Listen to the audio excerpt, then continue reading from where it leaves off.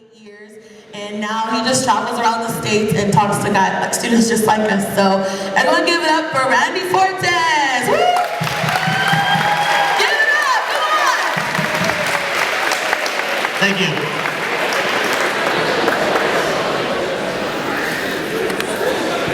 Is that for real, like how loud y'all can really get? Because I'm already committing right now. I'm about to give y'all my 100%. That's how I represent every time. Now all I need basically is that reciprocation. I just need 100% from y'all. So one more time, make some noise for me. One more time, give me 100%, come on.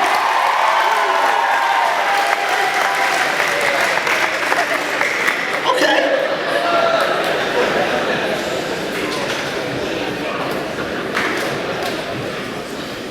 So there's a lot we go through in life. Oh yeah, I'm gonna keep moving, y'all. So I hope you got like oil in your neck so you can just keep going like this. I'm gonna keep moving just to keep our attention going. But honestly, I thought I had it on lock until I lost the key. Only seeing a fight to get these demons off of me. And though I released it, I'm never at peace with myself. Concerns for everybody else when I really need the help. See, I keep it to myself, to cheat myself, beat and defeat myself, developing a lack of trust. And ever since disaster struck, these demons have been after us, hiding in the baggage we attach to us. So with the past quickly catching up, I hope I'm fast enough to escape my own fate and let it pass me up. Will I grab the cup and see that it's my fault that it's half empty? And then I fall victim to creating another sad ending, getting away with pretending to get away. And then I live the day with that bitter taste written all over my face. So get in my way, and you might be scolded, because I can't seem to control it, let alone try to hold it together. I've owned it forever, but never claimed it. I was in way over my head, but too ashamed to quit. You see, I blame it on what I've ignored and how I can't afford to get sidetracked. But I keep ending up at the same place I arrived at. So I climb back into that hole I once called the soul, while that chip on my shoulder becomes a boulder too heavy for me to hold, but there I go again, always trying to hold. When all that does is hold me back. But then I started to think, what if I let go? And what do I need to let go of? And maybe that's why I always come to that stop, never having the key, trying to keep it on lock. Is it all just talk? Because I'd rather be dreaming. But maybe this is how I make peace with myself, by releasing these demons. Y'all feeling that? Make some noise.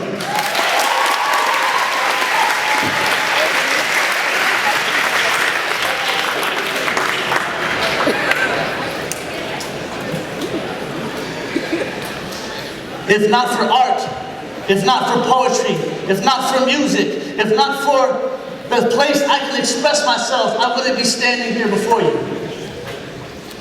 How many of y'all, raise your hand if like you feel like just this place, like expressing yourself, being able to be yourself,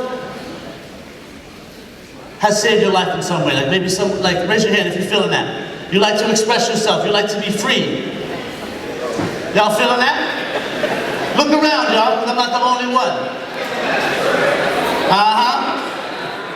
So we're gonna start like so. You know how important the first impression is? I don't know if y'all was watching me, you probably were. I'm the only one with a fedora in the spot. Looking like I go to this school. Raise your hand if you think I would go to this school. Like you'd be like, hey bro. Hey man, the gym is over here, right? So, yeah. Here's what's cool. I was going up to the bleachers, and because for me, I'm like, okay, who am I going to be talking to today? You know, I've worked with the leadership class. I've actually been to this school a few times doing some workshops, and I love y'all. Why I love y'all is because y'all get down.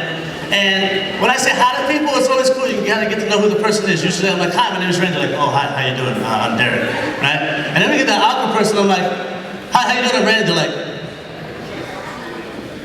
hi. And I'm like, nobody ever said hi to you before?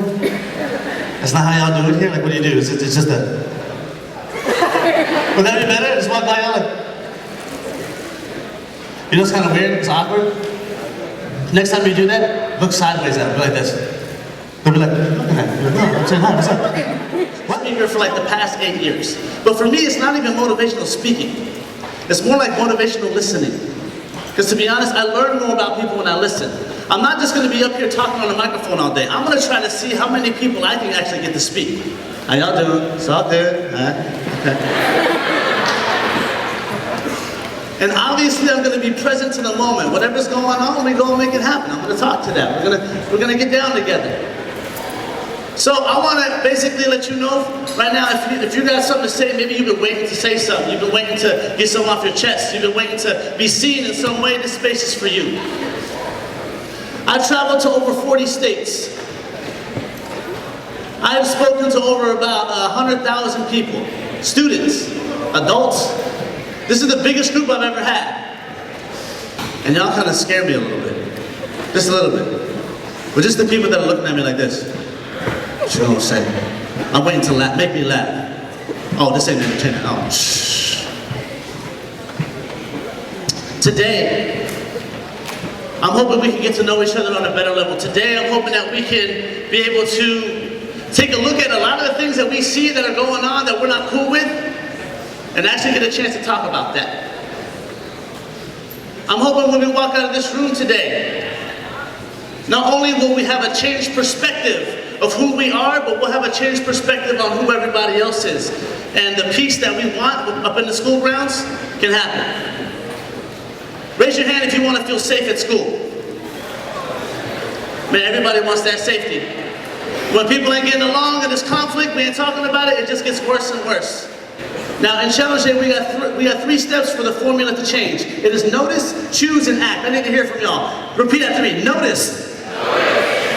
Okay, what I notice is that this middle section right here got it going on. We got some side areas too. I want y'all to blast it to me. Notice.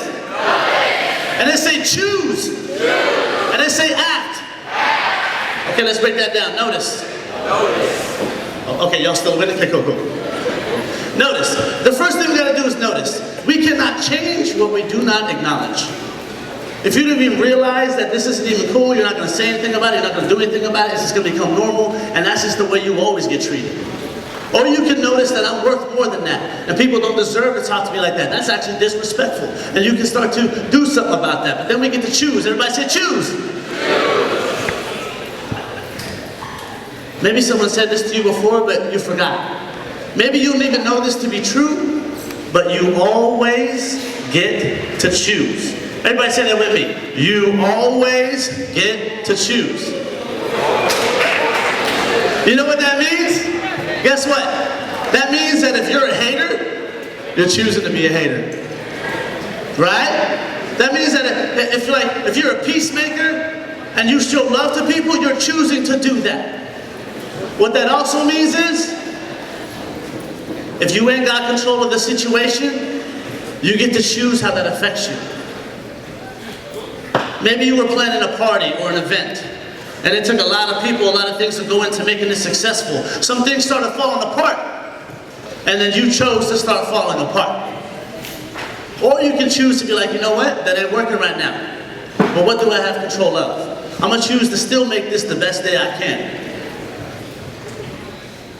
And then you gotta act, y'all. It's the smallest word, but I gotta tell you, it's the biggest thing on there.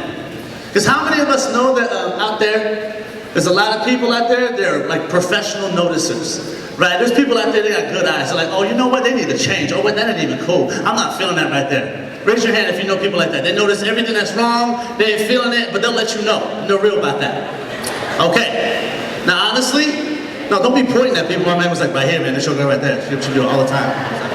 No, don't blast nobody. Honestly, raise your hand if sometimes that's you. You just be mad at things like, oh, that ain't working. I just noticed and I point at everything that ain't working for me. Okay. These people are great at noticing, but maybe they forgot how to choose, and maybe they didn't step into the last step, which is what? You remember? Act. Say it louder. Act. Taking action, y'all.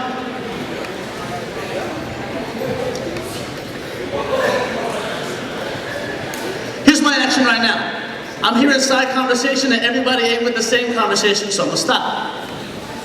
And I'm hoping that you stop. And I'm hoping you stay with us.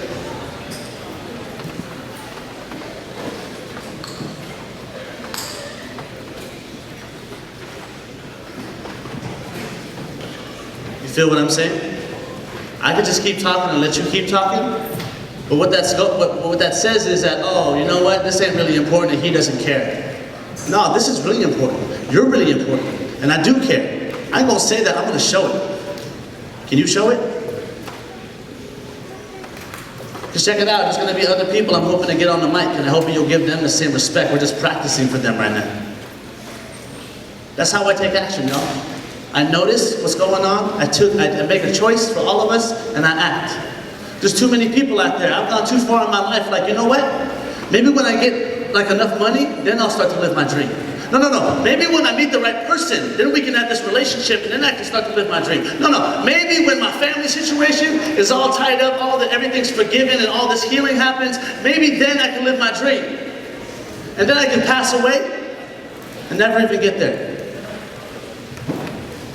Or I can step up and be like, you know what? My dream is to share my heart and to share what I do and what I've lived with everyone that I can get, everyone that's put before me. Y'all, I'm living my dream right now. And it didn't happen because I sat down and I complained. It happened because I'm grinding.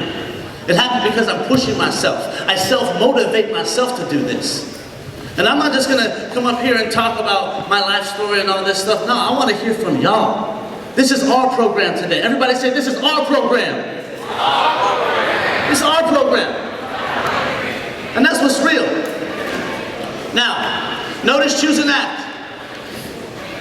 The slogan for Challenge Day, the formula for change. All right, not the formula for change. The slogan for Challenge Day is, be the change, we got a quote, it's a quote. It says, be the change you wish to see in the world. Raise your hand if you know who said that quote. Raise your hand. Who said that quote? Be the change. Real loud.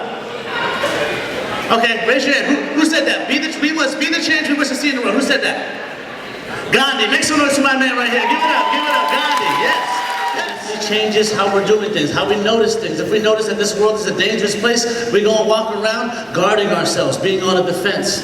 If we see this world that we grow up to be a safe place, your parents really supported you and loved you, you had a supporting family, you're going to walk around with confidence, like, yeah, this is good. I can do what I want, I'm free in this world. It's all about perception. How are we perceiving people? This next activity I want to do with y'all is one that's really difficult if we don't got people really focused. And that's why I really want to focus and land everybody in this room. Because I would love for this whole next activity to be done in silence. If we can't get silence now, we ain't going to get it later. It's not going to be long. And I'm going to play with your perception right now. Because what I know is if you want to be a changed person, you got to go to some new things. It's going to get a little uncomfortable maybe. But let's talk about why is that uncomfortable? Where's the problem at? How can we help that out? So here, we're going to deal with perception right quick. I want to shift your perception for just a second in 4 different ways. How it's going to work is this. Every time we reset, we're going to take a deep breath. Can you do that with me right now? Take a deep breath. Exhale.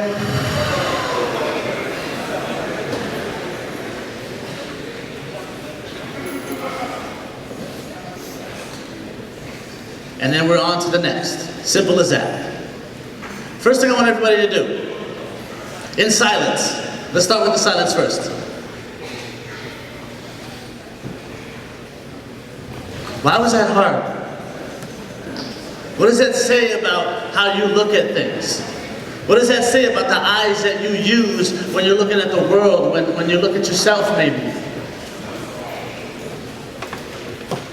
Right, does someone want to share? Raise your hand again if that was hard for you. Now keep your hand up if you're willing to share with the group why that was hard for you. Is anyone willing? Yeah? You want? Come on down. Make some noise, y'all, for my friend. Give it up, come on. All right. I like it when I'm in the shoes.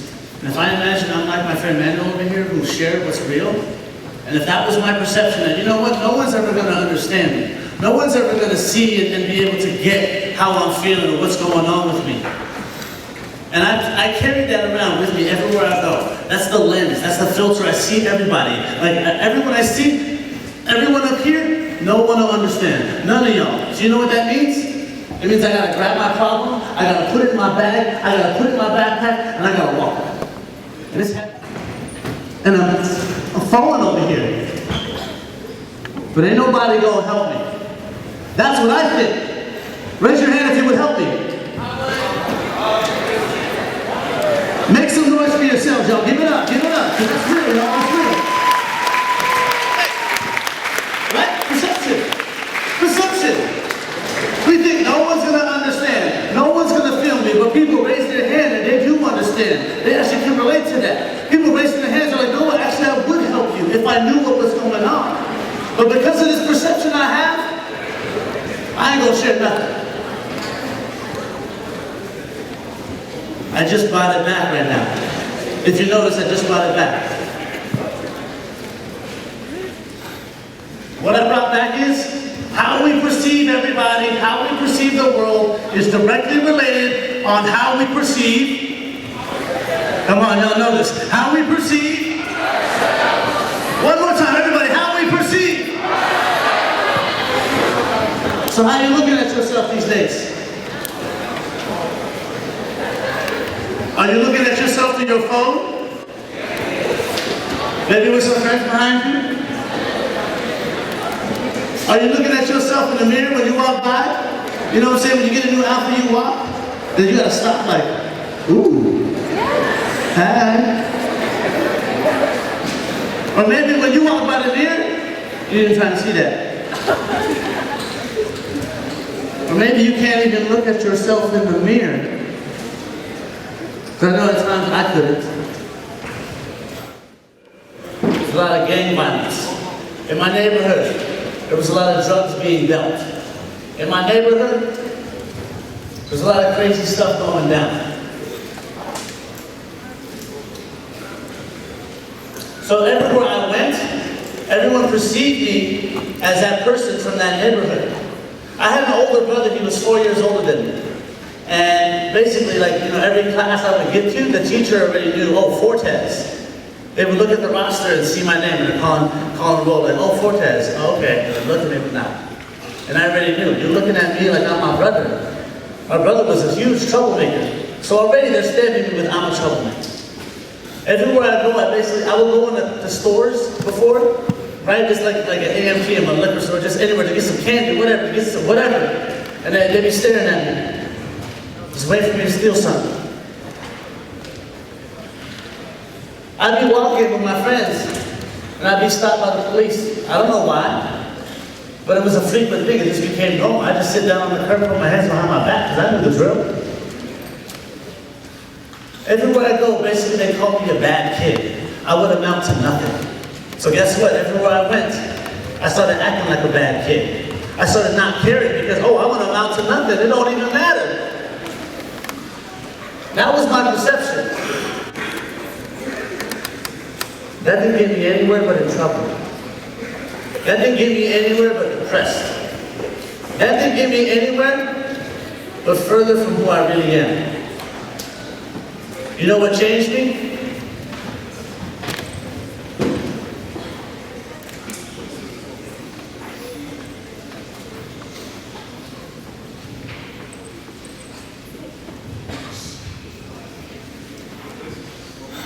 You know, every student I talk to, I encourage them to graduate.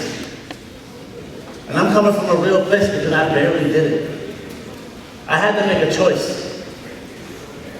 And I chose wisely enough to graduate on time because I wasn't even going to school. I graduated from a continuation school.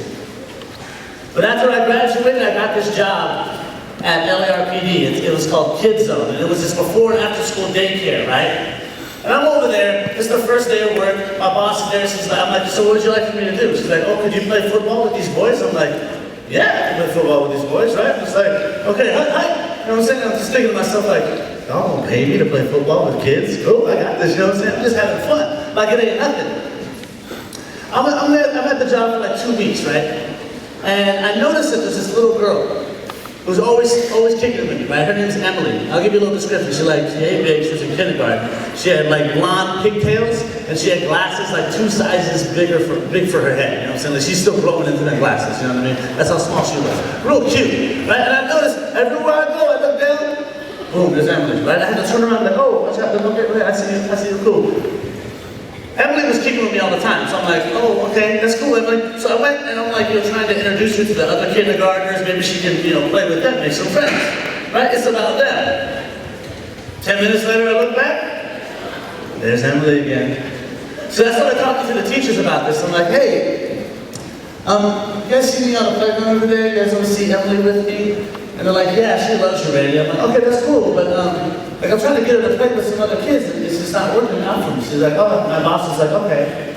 Well, do you see who picks up Emily? And I said, yeah, I met her mom the other day, and she's really cool. We're talking about, the things that she likes to do, and like I'm a new teacher, and she said, like, oh yeah, she just talks about me all the time at home. And then my boss said, did you ever see her dad? And I was like, no, I've never met her dad. And my boss just looked at me like, and nodded her head. Because that moment I got it. What I understood was, I'm not just there to play football with the boys. This little girl was looking up to me because I was the only positive male role model in her life. And I gotta tell you, at that time of my life, I was not doing good by myself. But I made a choice, like, if people won't be looking up to me as a father figure, oh man, I gotta represent. How could I be telling Emily these things and be contradicting and living my life a different way? So it's because of these children that saved me. They taught me more than I ever learned in school because I was paying attention to that. And from then on, I gave my heart to every child. Because you know what? As a child, no one gave their heart to me. So I want to give back to what I never got before. If you don't think I care about you, I will show you I care about you. Because I know words only go so far. And that's why I go to schools, and that's why I give the microphone to you. Because I know you got a voice, and I know what's going on. And I refuse to let it continue without us having to say so about it. So that's who you have in front of you today. So when I say 100%, I'm going to give y'all 100. I've been doing it ever since. Where you at? If it wasn't for art, I wouldn't be here right now. I really started to get into that. I want to share a song with y'all. You want to hear a song? You might have, shake up the groove a little bit. We've been sitting down for a while. Some of y'all dancing. I see it. So, I wrote this song, and it's called Usual. And basically, it's about me not being usual, and I'm a singer for y'all. But y'all need to help me out. What I need from y'all is to hold down the rhythm section. Basically, I need a soul clap. But every time I ask for this, people always speed it up on me. Y'all ain't gonna speed it up, are you? Y'all got rhythm, right? We're gonna try it out. Empty your hands. Stay with my tempo. Because I need a soul clap. Just like that. I need a soul clap.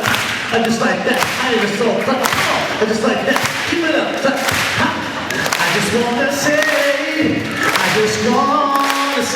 that I think you're so beautiful. What's it gonna take for you to see that I'm not your usual? 'Cause I'm not the type to let you go by.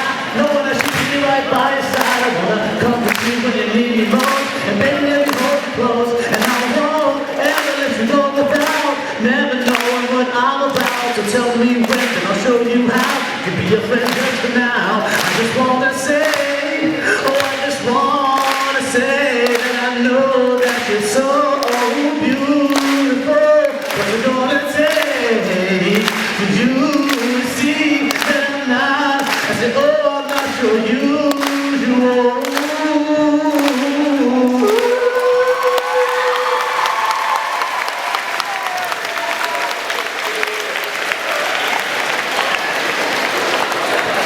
We loved ourselves.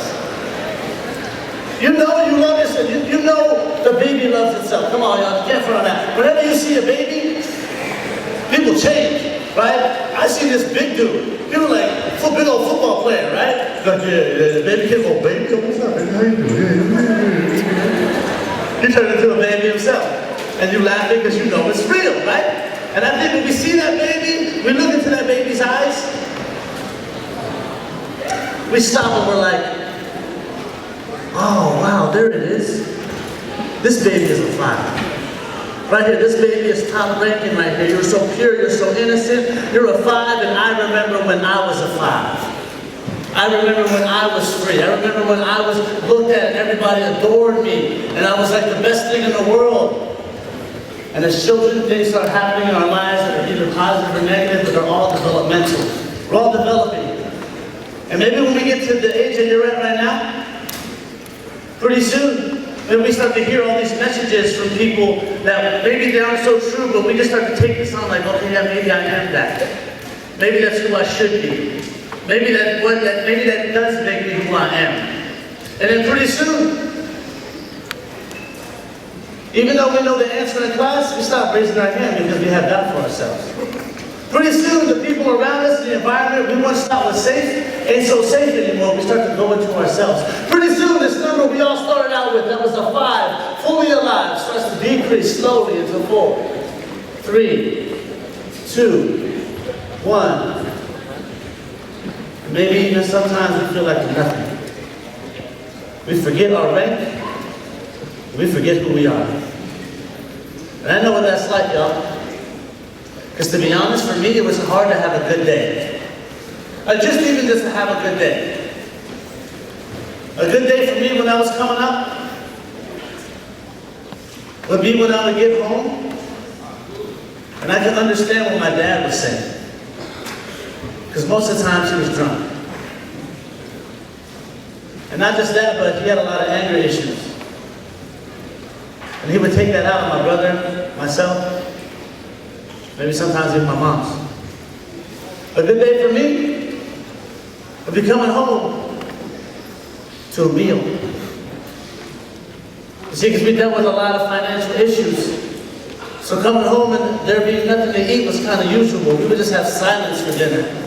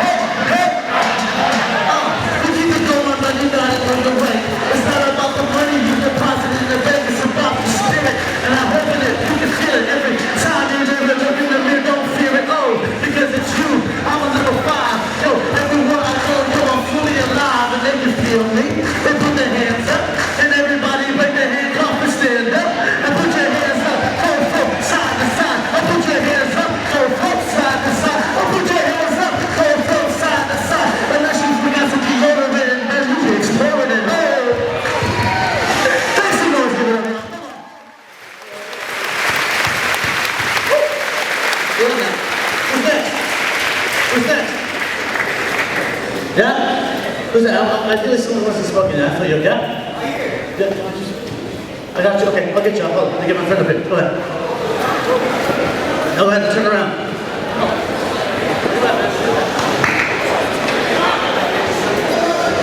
Alright, thank you. Those of you that don't know me, my name is Jonathan Moore, and I've been through a lot in my childhood.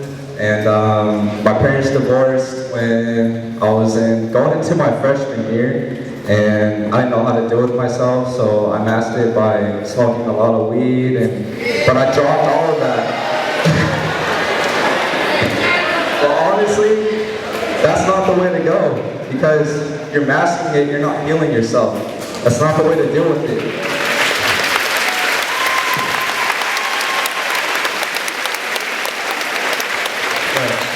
And so, people change around you, and what you need is everybody's respect, and I need all you guys' respect, because I've been through a lot, and I know all of you in this room have been through a lot, and I'm here for you guys.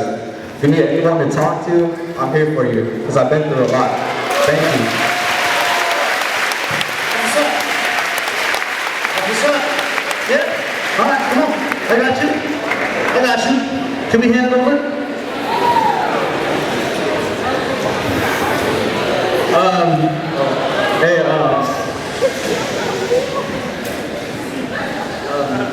name is Michael Cardenas. Some of you know me, some of you don't. I actually wanted to speak not for myself, but for someone who couldn't speak for themselves at the time, and that's my mom. She was a victim of child abuse, and she had alcoholic parents, and parents got divorced, and she was living with friends and cousins, and she felt like there was no place for her. And I just wanted to let you guys know that you're not alone. Anybody who's experienced this, I can tell you firsthand, it's not easy. My mom talks to me about this stuff a lot, and I really feel for her. So, for your love and support, thank you.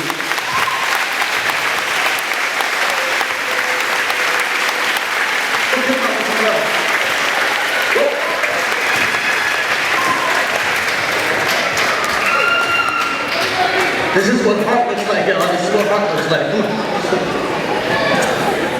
Everybody can see? Hi.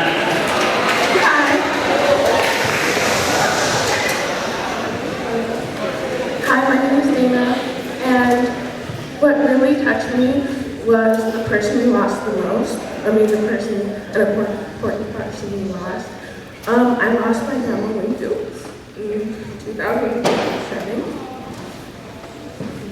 I lost my grandma Winfield, and how she died was, I was at a dance in middle school, and then I had to go somewhere with my mom. We came home, and I found out my grandma had fell, and she wasn't using her walker, and she wasn't wearing glasses. We called the ambulance, and then on one Saturday, we got this call saying she went into cardiac arrest and she died. I was mostly taking care of my grandma in middle school. My brother really didn't do much, but when my mom and dad went out, I took care of her. And when I found out she died, I felt like it was all my fault. And I never got the chance to say goodbye. And I really do appreciate you guys for listening, but if you guys really need somebody to talk to, I'm here. What would you tell your grandma? I would tell my grandma.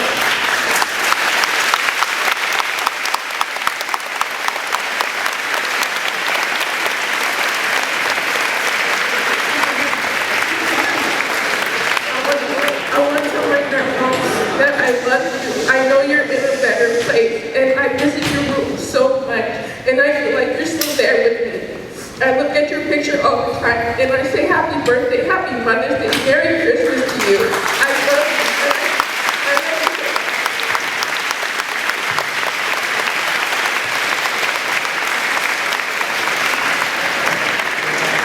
Come on. Y'all killing it. Well, most of you guys don't know, I had a rough childhood. I got separated from my mom when I was about 2, got in a foster home, my auntie picked me up, and I started living with my auntie all the way till the beginning of this year. Stuff happened, I moved with a good friend, but all my life I had people telling me I'm not good, I can't do something, but if I put my mind to it, if you guys put your mind to it, you guys can do anything. Don't let nobody tell you, oh, I can't do nothing. So that's all I wanted to say.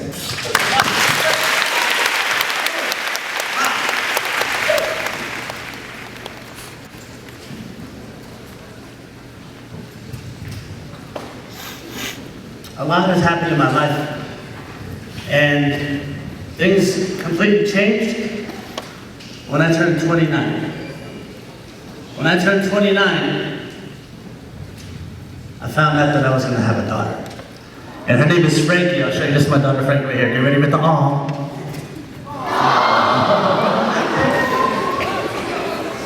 This is my daughter Frankie. She's 5 years old. She goes to Delta Charter School in Tracy. I'll put her right here. I love you.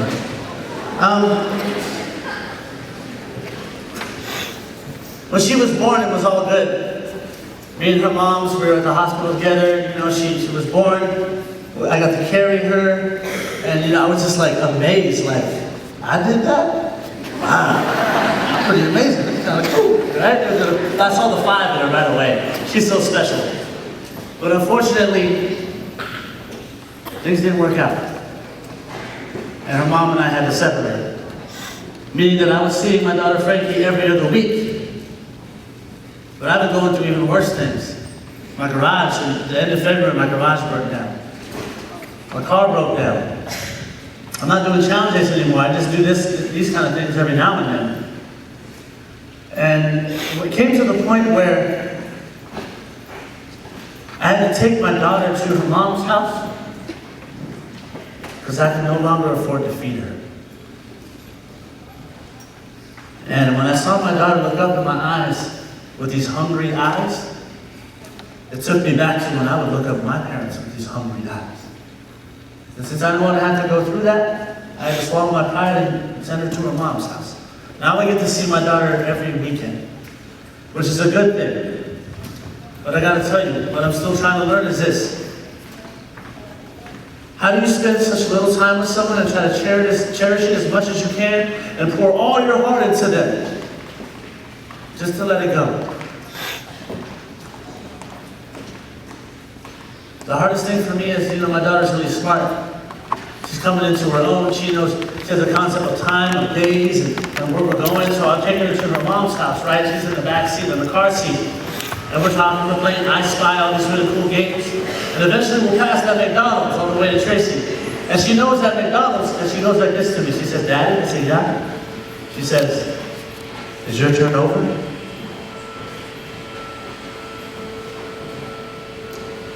And I gotta look at her and I say, "Yeah, Frankie, you're gonna see your mom now. But I'm gonna miss you." She says, "I'll miss you too, Daddy." Every week. Every week. So do I feel proud as a father? I'm still working on that. So I'm trying my best to reestablish myself as a person, as a father, and someone that she can feel safe with. Because she's safe with me, but it's not enough time. I can't build a relationship on a weekend basis. I gotta get myself there. So I gotta contradict the story in my head that I'm not good enough. And I want y'all to get a chance to do it too, because this is how we counteract oppression. Contradictions. Most people think when they see me, and they know that I have a daughter, and I say, "Oh, I only get my daughter on the weekends," they're probably assuming like, "Oh, you're probably just messing around, partying, doing everything. You're probably not a stable enough father to even take care of your daughter." The truth is, that's real. But what I have to contradict in my heart is that I can change that. Is that I can create this relationship I want with her if I work towards it. And I work hard because she deserves a father in her life. And I'm going to give that to her. And that's my contradiction to life.